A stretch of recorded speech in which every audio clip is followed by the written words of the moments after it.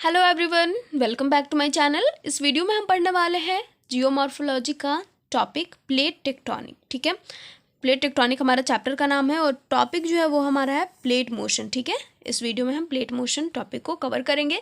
पिछली वीडियो में हमने पैलियोमैग्नेटिज्म और sea floor spreading, polar banding, polar reversal जो था हमारा पोलैरिटी, ठीक है, या फिर रिवर्सल ऑफ पोलैरिटी जो भी था हमारा, वो सारा कवर अप हो चुका है। प्लेलिस्ट गिवन है डिस्क्रिप्शन बॉक्स में, आप जाकर के चेक कर लेना एक बार, आपको सारे टॉपिक्स क्लियरली मिल जाएंगे। एंड अगर नोट्स चाहिए तो उसके लिए भी इंस्टाग्राम का लिंक दिया हुआ है। ठीक है, वहाँ पे आप हाईलाइट सेक्शन जाकर के चेक कर लेना, आपको सारे नोट्स अवेलेबल मिलेंगे। ओके, चलो स्टार्ट करते हैं कि प्लेट मोशन क्या है। प्लेट मोशन से ही हमें क्या समझ में आ रहा है कि जो हमारे प्लेट्स हैं उनमें मोशंस आ रहे हैं। ठीक है, मतलब प्लेट का अगर मोशन हो रहा है, अगर इनमें कोई भी घुमाव हो रहा है या फिर ये ज़रा सा भी मूव कर रहे हैं तो क्या वो मोशन है। ठीक है, मतलब प्लेट में मोशन हो रहा है। Okay, all lithospheric plates constantly move with respect to each other with varying rates. Varying rates कहने का क्या मतलब है? पिछली वीडियो में हमने देखा था कि जो हमारे अटलांटिक ओशंस हैं, इंडियन ओशंस हैं, वो क्या कर रहे हैं, वो स्प्रीड कर रहे हैं। पढ़ा था हमने, देखो इसी वाली कॉपी में, दूसरी कॉपी में नहीं है, मैं दिखा देती हूँ आपको। ओके, एक सेकेंड। देखो ये हमने पढ़ा था, Atlantic ocean, Indian ocean are spreading. Okay, ये स्प्रीड कर रहे हैं at the rate of 1.0 to 1.5 centimetre per year. ठीक है, तो इंडियन ओशंस, अटलांटिक ओशंस, इनका दिखाया गया है कि पर सेंटीमीटर ये किस तरह से स्प्रीड कर रहे हैं। तो आपको दिख रहा होगा कि जो रेट्स हैं वो क्या है, वैरिंग है, मतलब डिफरेंट है। इसके भी रेट्स डिफरेंट है, इसके भी डिफरेंट है। ठीक है, पर सेंटीमीटर जितना हमारा अटलांटिक ओशन कर रहा है स्प्रीड, उतना ज़रूरी नहीं है कि इंडियन ओशन भी करे। हो सकता है इंडियन ओशन उससे ज़्यादा करे या फिर उससे कम करे। ठीक है, इस तरह से तो बिल्कुल प्लेट्स का भी वही हाल है। ओके, जो हम प्लेट मोशंस के बारे में पढ़ रहे हैं अभी, उसमें भी सेम वही चीज़ है कि जो हमारे लिथोस्फेयर्स हैं, ठीक है, लिथोस्फेरिक प्लेट्स बोल सकते हैं हम जिनको, वो क्या कर रहे हैं, कॉन्स्टेंटली मूव कर रहे हैं with respect to each other, एक दूसरे के साथ साथ। ठीक है, और विद वैरिंग रेट्स। ओके, जिनके रेट्स क्या है, वैरी कर रहे हैं एक दूसरे से, मतलब रेट्स क्या है, अलग अलग हैं, जैसे हमारे ओशंस के थे, लेकिन ये कॉन्स्टेंटली मूव कर रहे हैं। Okay, currently measured and monitored by using satellites and lasers. अब ये मूव कर रहे हैं, हम जाकर के चेक कर रहे हैं, मतलब अगर हम डायरेक्टली अगर देखें प्लेट्स को हमारे, तो क्या हमें दिखेंगे कि वो मूव कर रहे हैं? नहीं दिखेंगे बिल्कुल। ठीक है, तो ये कैसे मेजर करे जा रहे हैं? Using satellites and lasers. Okay, the plate motion is relative with respect to other plate, that is any changes in rate or direction of motions in one plate causes corresponding changes in other plates। ठीक है, अगर plate motion हो रहा है, okay, अगर plate motion हो रहा है किसी भी, जैसे कि एक हमारा प्लेट है, ये एक हमारा प्लेट है, ठीक है, एक दूसरे के तो साथ वैसे होते हैं, और जब फोर्स लगता है अंदर से तो ये मूव करते हैं। ये चीज़ हमने पढ़ी पैलियोमैग्नेटिज्म ये सब में। ठीक है, तो ये चीज़ यहाँ पे बताया जा रहा है कि अगर एक प्लेट में अगर कोई भी मोशन हो रहा है, अगर उसका जो डायरेक्शन है वो चेंज हो रहा है या फिर उसमें कोई भी चेंजेस आ रहे हैं, तो कॉरेस्पॉन्डिंग चेंज होगा दूसरे प्लेट में भी। ठीक है, जो हमारा दूसरा प्लेट्स होगा उसमें भी चेंजेस आएंगे। ठीक है, अगर एक में होगा तो। आगे हमारे पास क्या है, if the plates are rigid blocks. अब देखो यहाँ पे आप लोगों को अगर समझ में नहीं आ रहा होगा तो मैं बता देती हूँ। प्लेट मोशंस जो हो रहा है हमारा, जो हमारे लिथोस्फेयर हैं, लिथोस्फेरिक प्लेट्स अगर वो मूव कर रहे हैं, तो इसके लिए हमने क्या देखा था कि अंदर से क्या लग रहा है, फोर्स लग रहा है। ठीक है, जो लावा आ रहा था, ऐसे बन रहा था, तो ये क्या हो रहे थे, प्लेट खिसक रहे थे, और ये जो लावा था वो ठंडा होकर अपना जगह बना रहा था। ठीक है, नया क्रस्ट बना रहा था। तो प्लेट्स मूव करेंगे तब तो ये अपना जगह बनाएगा। ये चीज़ तो समझ में आ रही होगी सबको। तो अब यहाँ पे ये लावा निकला, ठीक है, ये लावा निकला और इसने अपना जगह यहाँ पे निकाल लिया, बना लिया। तो लावा डायरेक्टली इधर ही तो नहीं गया था ना, जितना इधर गया उतना ही इधर भी गया, तो दोनों तरफ। तो ये प्लेट्स क्या कर रहे हैं, दोनों तरफ चेंज हो रहे हैं। ठीक है, एक नहीं चेंज हो रहा है, दोनों चेंज हो रहे हैं। ओके, चाहे कॉन्वर्जेंट हो, डाइवर्जेंट हो, जो भी मूवमेंट होगा हमारे प्लेट्स का, वो क्या होगा, दोनों का ही होगा। ये चीज़ हमारे यहाँ पे क्लियर हो गया। आगे, if the plates are rigid blocks and move on the surface of the spherical earth, their motion can be explained in terms of Euler's geometrical theorem. देखिए, अगर हमारे प्लेट्स रिगिड ब्लॉक्स हैं, ठीक है, और हमारे स्फेरिकल अर्थ के सरफेस पे मूव कर रहे हैं, तो उनके जो मोशंस होंगे वो किस तरह एक्सप्लेन करे जा रहे हैं, इन terms of Euler's geometrical theorem. अब यूलर्स ज्योमेट्रिकल थ्योरम क्या कहता है, तो वो देख लो।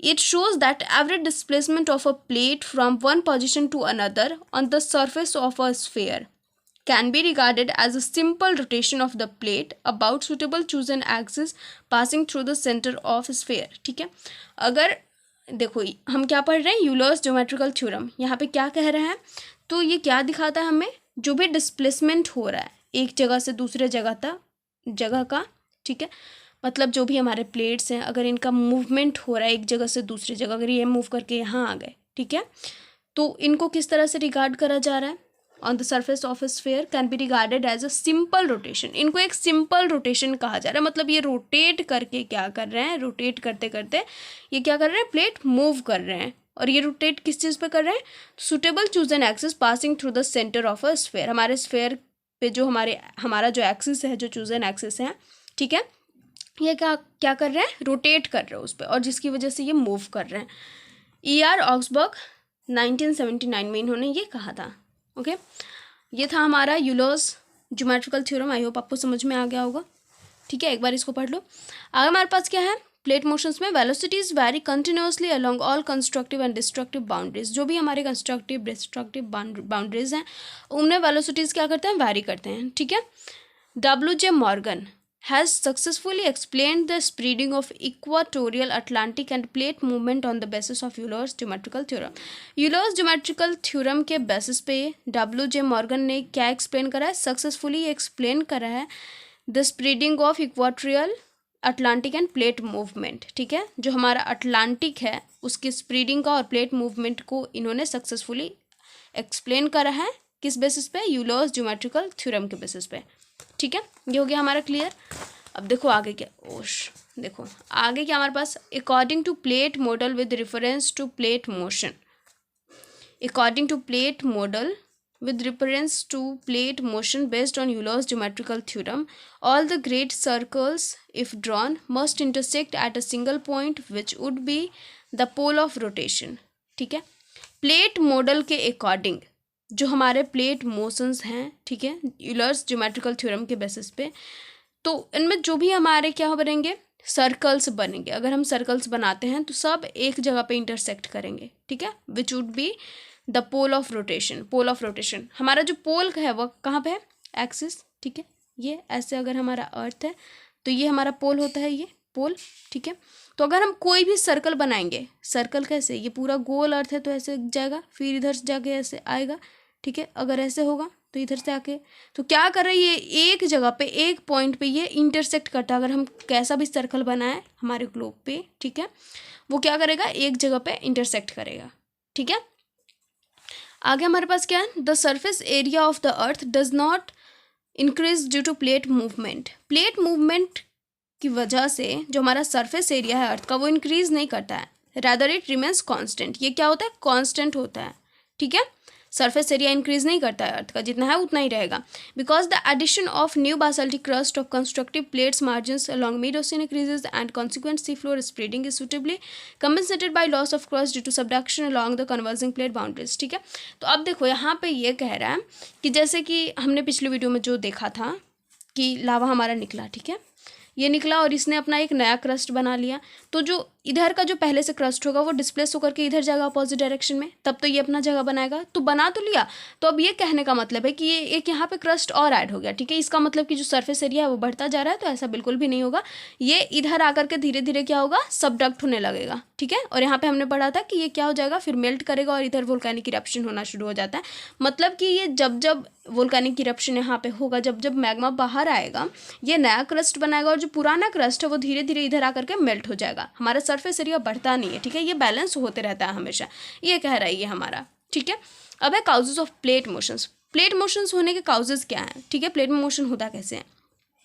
A majority of scientist consider thermal convective currents inside the earth as possible driving force for the movement of plates. ठीक है, तो जो मेजोरिटी ऑफ साइंटिस्ट है उनका क्या मानना है कि जो थर्मल कॉन्वेक्टिव करेंट्स हैं इनसाइड द अर्थ, उनकी वजह से क्या होता है, उनकी वजह से जो फोर्स लगता है उससे हमारा मूवमेंट ऑफ प्लेट्स होता है.